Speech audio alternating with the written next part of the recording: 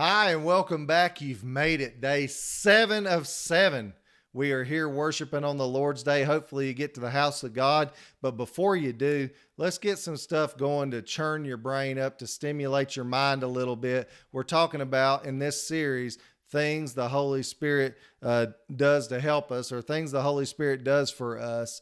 And we're on day 7. We went through a lot of things. We've talked about He's our helper, our comforter. He convicts, He reveals, He empowers, He gives assurance, and He prays. And today we're going to talk about the most important thing the Holy Spirit does of all the things that He does.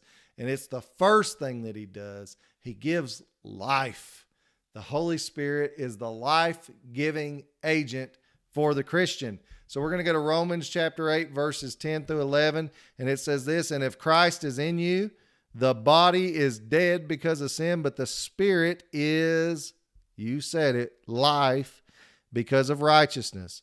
But if the Spirit of Him," that's Jesus, "who raised Jesus from the dead dwells in you, He who raised Christ from the dead will also give life to your mortal bodies through His Spirit who dwells in you." How do we get life as Christians? Through the resurrecting power of the Holy Spirit. The Bible says that Jesus was the firstborn of all of us. He's the firstborn. He's the first fruits of God. What does the Holy Spirit do? The Holy Spirit gives us life. What else? Well, I want to read you one more thing, okay? Because sometimes we get it mixed up in Christianity. We think somebody becomes a Christian whenever they're baptized, okay? And I believe in baptism. I mean, you're not going to find many people more serious about immersion baptism than me, but I'm here to tell you this. That is just a bath in dirty water if the Holy Spirit's not involved in that. So before water baptism is even an important rite or ordinance or whatever you want to call it, an obedience factor. Some people say that's the evidence that somebody's obeying the gospel.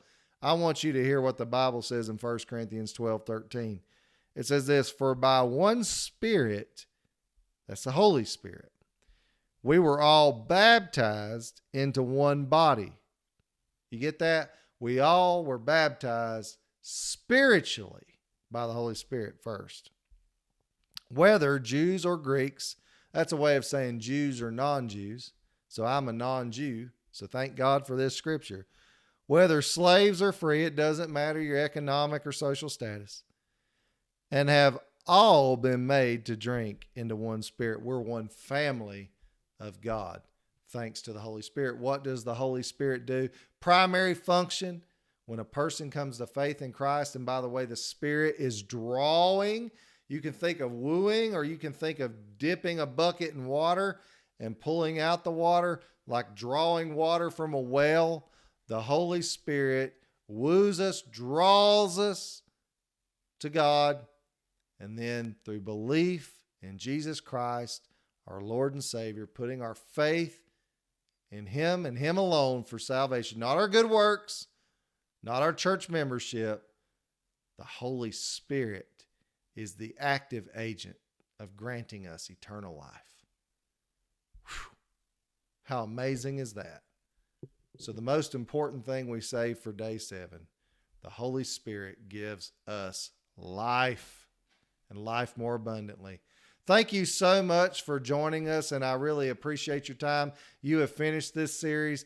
Do not forget to share this out. Most importantly, like, share, comment, subscribe, but share. And don't forget to click the notification bell. And did I say share? Make sure you share it out. Thank you so much for joining us. I'll see you for our next series next week. God bless.